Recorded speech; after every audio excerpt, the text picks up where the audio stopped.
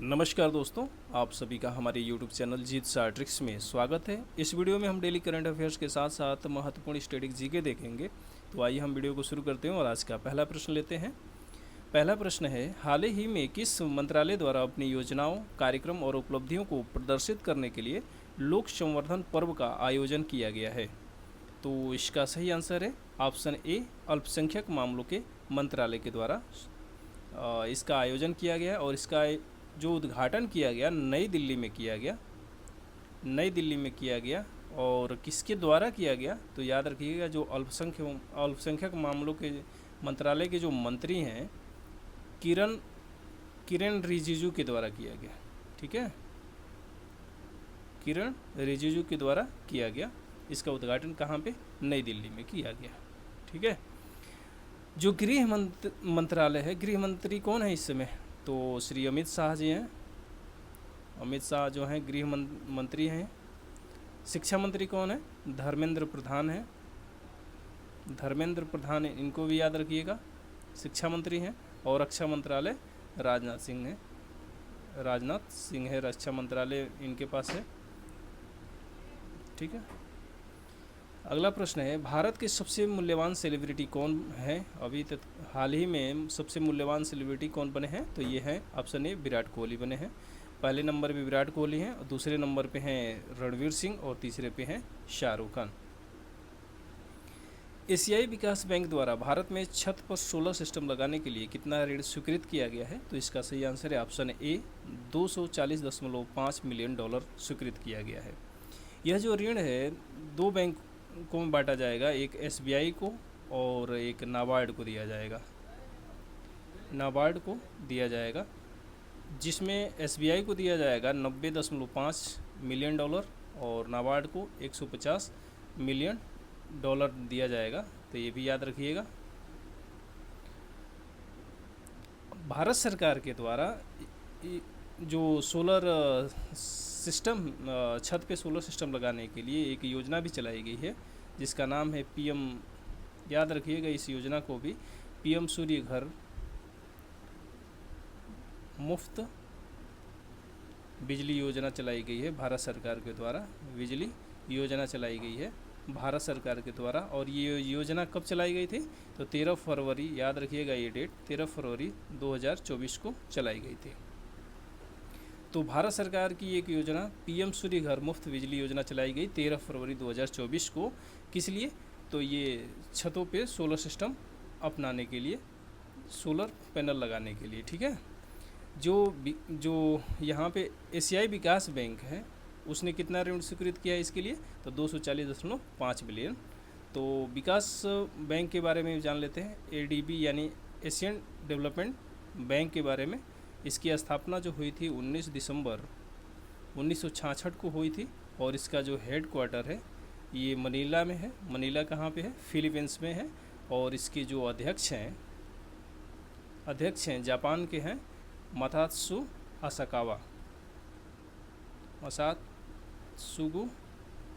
आसाकावा नाम है इनका। तो इनको भी याद रखिएगा।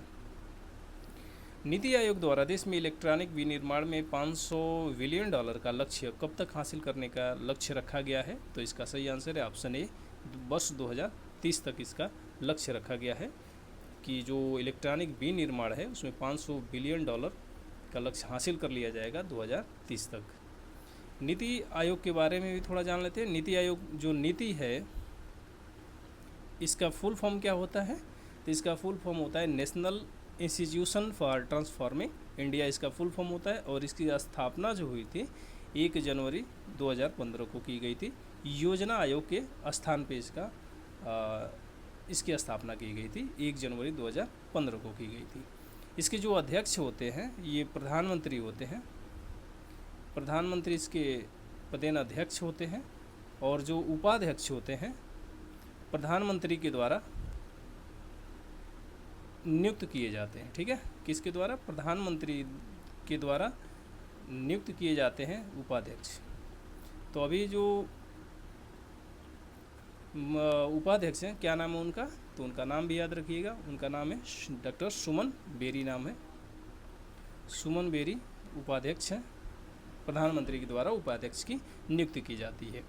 जो अभी वर्तमान में इनके सीईओ जो हैं, नीति आयोग के सीईओ हैं, इनको भी याद रखिएगा, कई बार पूछा जाता है, BVR सुब्रमण्यम है। सुब्रमण्यम जो है सीईओ हैं। और जो नीति आयोग की जो गवर्निंग काउंसिल होती है उसमें सभी राज्यों के सीएम शामिल होते हैं और प्लस सभी केंद्र शासित प्रदेशों के उपराज्यपाल शामिल होते हैं, तो इसको भी याद रखिएगा। गवर्निंग काउंसिल में कौन कौन शामिल होते हैं, तो सभी राज्यों के सीएम और सभी केंद्र शासित प्रदेशों के उपराज्यपाल इसमें शामिल होते हैं। हाल ही में किसे दूसरी बार यूरोपीय आयोग का अध्यक्ष चुना गया है, तो इसका सही आंसर है option A, Ursula van der Leyen को चुना गया है। ये जर्मनी की रहने वाली हैं और इनको लगातार दूसरे कार्यकाल के लिए चुना गया है, जो कि इनका अगला जो कार्यकाल होगा 5 वर्षों तक का होगा। तो 5 वर्षों के लिए ये चुनी गई हैं यूरोपीय आयोग की अध्यक्ष। जो यूरोपीय आयोग है इसकी स्थापना की गई थी, यूरोपीय आयोग की स्थापना 1958 में की गई थी। और ये किसके द्वारा, तो यूरोपीय संघ के द्वारा की गई थी। जो यूरोपीय संघ है, यूरोपीय संघ जो है इसकी ये अस्तित्व में आया था 1 नवंबर 1993 को आया था। 1 नवंबर 1993 को अस्तित्व में आया था और इसमें 27 देश मिलकर यूरोपीय संघ का निर्माण किए। और इनकी जो मुद्रा है, मुद्रा भी याद रखिएगा, यूरोपीय संघ की यूरो है और यूरोपीय संघ का जो हेड क्वार्टर है ब्रुसेल्स में है। ब्रुसेल्स में है और ब्रुसेल्स कहाँ पे है, तो बेल्जियम में है, बेल्जियम में है। ठीक है। जो रॉबर्टा मेट्सोला हैं, रॉबर्टा मेट्सोला को भी याद रखिएगा, हाल ही में ये यूरोपीय जो संसद है की अध्यक्ष बनी है, यूरोपीय संसद की अध्यक्ष बनी है। रॉबर्ट मेट्सोला यूरोपीय संसद की अध्यक्ष हैं। और रेचल रिव्स क्या है, तो यूके की पहली महिला वित्त मंत्री हैं। तो महिला वित्त मंत्री कौन है, रेचल रिव्स है, यूनाइटेड किंगडम की पहली महिला वित्त मंत्री हैं। जबकि पाल कगामे हैं, रवांडा के राष्ट्रपति हैं, रवांडा के राष्ट्रपति हैं जो चौथी बार चुने गए हैं। इंडिया मोबाइल कांग्रेस 2024 का आयोजन कहाँ किया जाएगा, तो जो इंडिया मोबाइल है कांग्रेस है इसका आयोजन जो किया जाएगा नई दिल्ली में किया जाएगा। और ये 15 अक्टूबर 2024 को इसका आयोजन किया जाएगा नई दिल्ली में। तो ऑप्शन ए इसका सही आंसर है। और ये जो आयोजन होगा ये 8वां संस्करण होगा इंडिया मोबाइल कांग्रेस का। और इसकी थीम भी याद रखिएगा, इसकी थीम क्या है, तो द फ्यूचर इज़ नाउ इसकी थीम है, future is now, the future is now इसकी थीम है। इसका जो मेज़बान कौन होगा इंडिया मोबाइल कांग्रेस का, तो दूरसंचार विभाग के द्वारा इसका आयोजन किया जाएगा, दूरसंचार विभाग के द्वारा इसका आयोजन किया जाएगा। पंडित दीनदयाल उपाध्याय दूरसंचार उत्कृष्टता पुरस्कार 2023 किसे प्रदान किया गया है, तो इसका सही आंसर है डॉक्टर किरण कुमार कुची को दिया गया है। ऑप्शन ए इसका सही आंसर है, डॉक्टर किरण कुमार कुची को दिया गया है। और पंडित दीनदयाल उपाध्याय दूरसंचार उत्कृष्टता पुरस्कार किसके द्वारा दिया जाता है, तो ये दूरसंचार विभाग के द्वारा दिया जाता है। ठीक है, दूरसंचार विभाग के द्वारा दिया जाता है और ये हर वर्ष दिया जाता है, प्रत्येक वर्ष दिया जाता है। और इसकी जो प्रत्येक वर्ष दिया जाता है और जो धनराशि होती है इसकी 2 लाख रुपए, 2 लाख रुपए इसकी धनराशि होती है।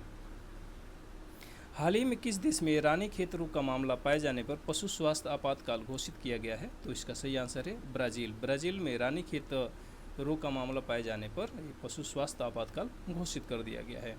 जो रानीखेत है, रानीखेत जो रोग है यह दुनिया भर में सबसे ज़्यादा संक्रामक और गंभीर रोग है। जो संक्रामक रोग होते हैं उसमें सबसे ज़्यादा ये संक्रामक रोग होता है, ये विशेष करके पक्षियों में होता है, पक्षियों में और पक्षियों में विशेष करके जो घरेलू पक्षी होते हैं, विशेषकर घरेलू पक्षियों जैसे किस में, तो मुर्गी में, मुर्गों में सबसे ज़्यादा ये प्रभावित करने वाला रोग है रानीखेत रोग है। यह रोग जो है वायरस जनित रोग होता है, वायरस जनित रोग होता है, ये एक प्रकार का वायरस से फैलने वाला रोग है और इसका कोई इलाज नहीं है। इसका सिर्फ एक ही इलाज है कि जो भी पक्षी इसे संक्रमित होते हैं उनको मार दिया जाता है। रानीखेत इस रोग का नाम क्यों पड़ा?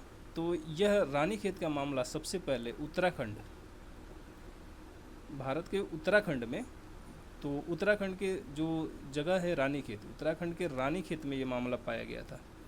तो सबसे पहले ये उत्तराखंड के रानीखेत में मामला पाया गया, इसीलिए इस रोग का नाम ही रख दिया गया रानीखेत रोग। और ये किसको प्रभावित करता है? तो घरेलू पक्षियों को, विशेष करके पक्षियों का रोग है, लेकिन घरेलू पक्षी विशेष करके मुर्गियों को ज़्यादा प्रभावित करता है यह रोग।